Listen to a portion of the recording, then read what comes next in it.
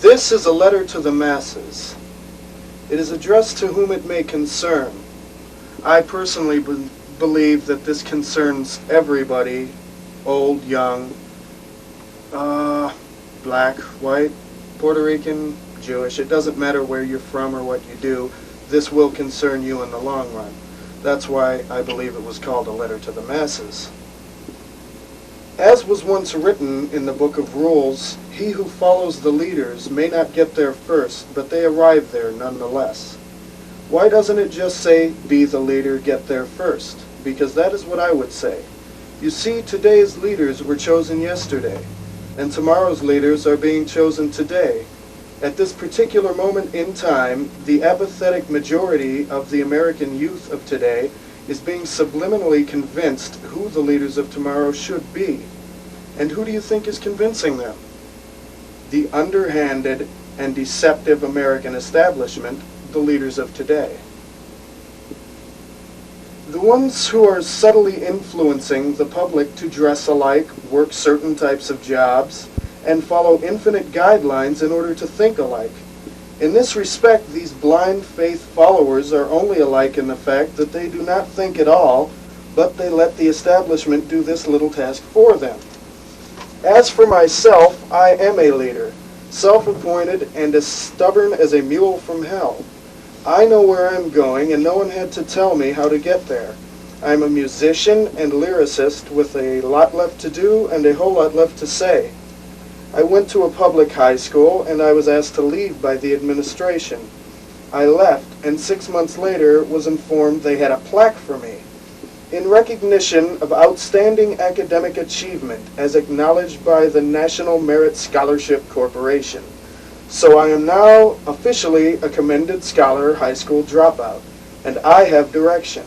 I didn't get it from school, however. I got it from my own ideas and beliefs. After all, isn't that what education is really about?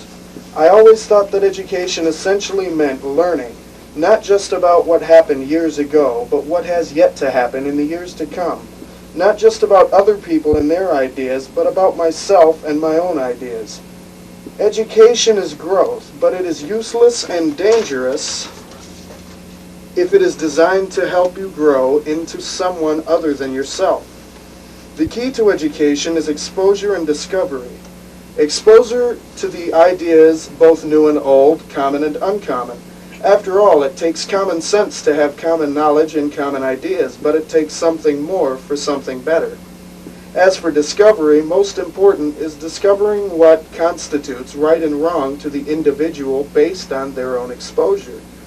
But banning books, art, and music because it may not appeal to the establishment means you are not exposed to it and therefore are not given the opportunity to make up your own mind. If you are only given half the story, your judgments will be partial and your guesses uneducated. You can't make decisions when you don't have all the facts. How can you know what you want or believe when you only know what a select group of self-appointed moralists want you to know? If you only know what they know, you can only be like they want you to be, regardless of who you are. It appears that today, if you want a real education, not just in school, but throughout the duration of a lifetime, you'll have to go out of your way to get all the exposure you need. But then again, it's always meant that to me.